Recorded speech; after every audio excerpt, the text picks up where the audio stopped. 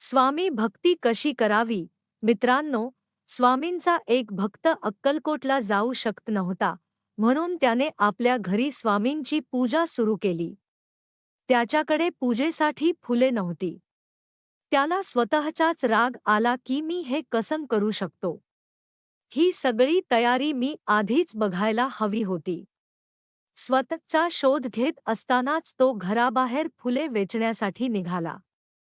मात्र त्याला फुले विक्रेते कुठेच दिसले नाहीत. दुपारची वेळ होती, तोही खूप थकला होता. खिन्न मनाने घरी निघालो. स्वामींची श्रीमूर्ती उंच आसनावर ठेवून तयारी करू लागली.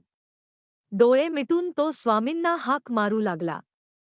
माझी चूक झाली, मी तुला फुले, पाने किंवा काहीही देऊ शकलो नाही.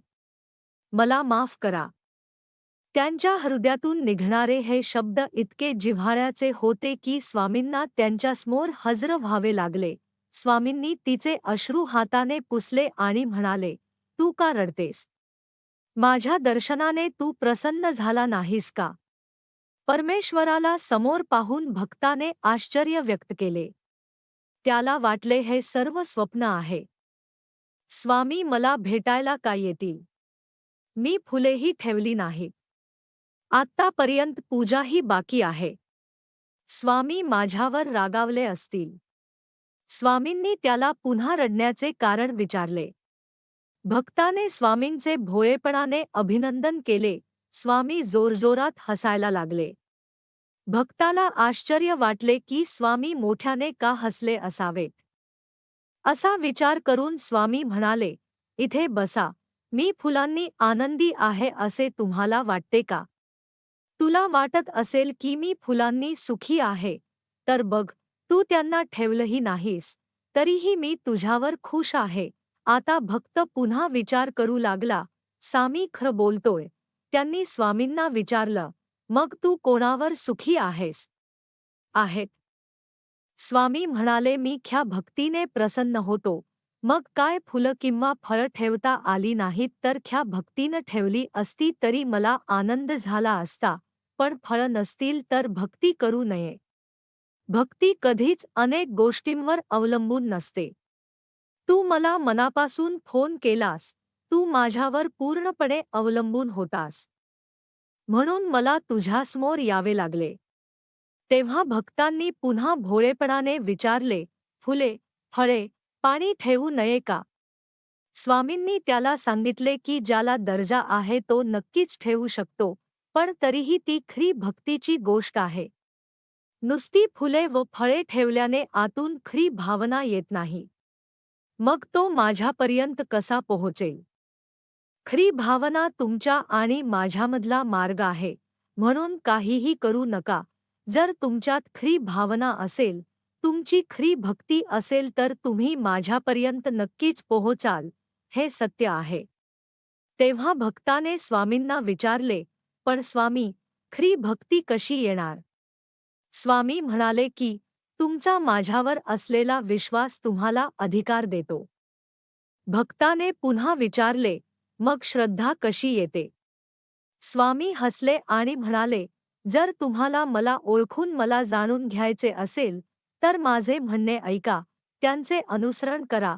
मित्रांनो, तुम्ही स्वामींशी जोडले जाल, त्यांना चांगले जाणून घ्याल. स्वामींनी भक्तांना मार्गदर्शन केलेले आणि शिकवलेले मनोरंजन तुम्हाला मदत मिळेल. भक्ताने पुन्हा स्वामींना विचारले, स्वामी, कधी कधी भक्ती तुटते, भक्तीचा एक प्रवाह वाहत नाही, असे का होते? कधी कधी माझा तुझ्यावर खूप विश्वास असतो, कधी कधी वाटतं की तू माझी प्रार्थना ऐकत नाहीस. असे का घडते मालक?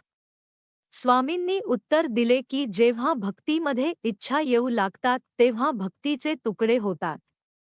कारण वासना भक्तीच्या मार्गात अडथळा आणतात आणि जेव्हा माणूस स्वतःला शरीर समजू लागतो तेव्हा ही इच्छा असते, कोणीतरी आपली इच्छा पूर्ण करण्यासाठी माझ्याकडे येतो. खरा आत्मा असल्याने तो माझ्यापर्यंत अजिबात पोहोचू शकत नाही. इच्छा पूर्ण झाल्यामुळे त्याचा विश्वास वाढू लागतो, कारण असा माणूस आपल्या इच्छेला माझ्यापेक्षा जास्त महत्त्व देतो. म्हणून भक्ती अखंड राहत नाही, त्याची धार तुटू लागते.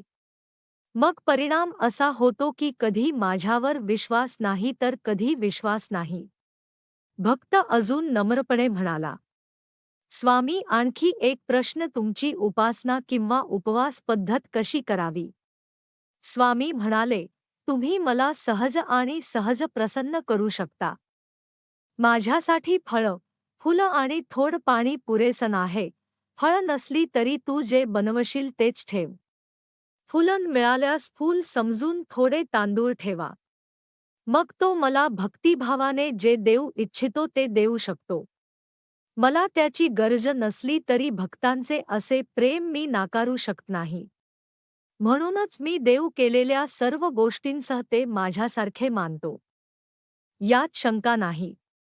पाण्याने आंघोळ केल्यावर लसीकरण होऊ शकते.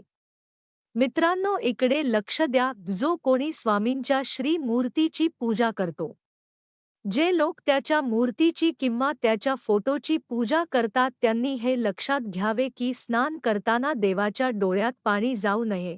त्यानंतर स्वामींना अष्टगंध किंवा कुंकुम तिलक लावता येईल. दिवा लावा आणि परमेश्वराला प्रार्थना करा की जसे दिवा आणि वात यांचे नाते अतूट आहे, त्याचप्रमाणे माझे आणि तुमचे नाते अतूट व्हावे. मित्रांनो, स्वामी भक्तांकडून कधीच मागणी करत नाहीत. भक्तिभावाने त्याला जे काही अर्पण केले जाते ते त्याला सहज आणि सहजतेने स्वीकारतो. अगदी स्वामी म्हणतात की माझी मूर्ती नसली तरी हरकत नाही.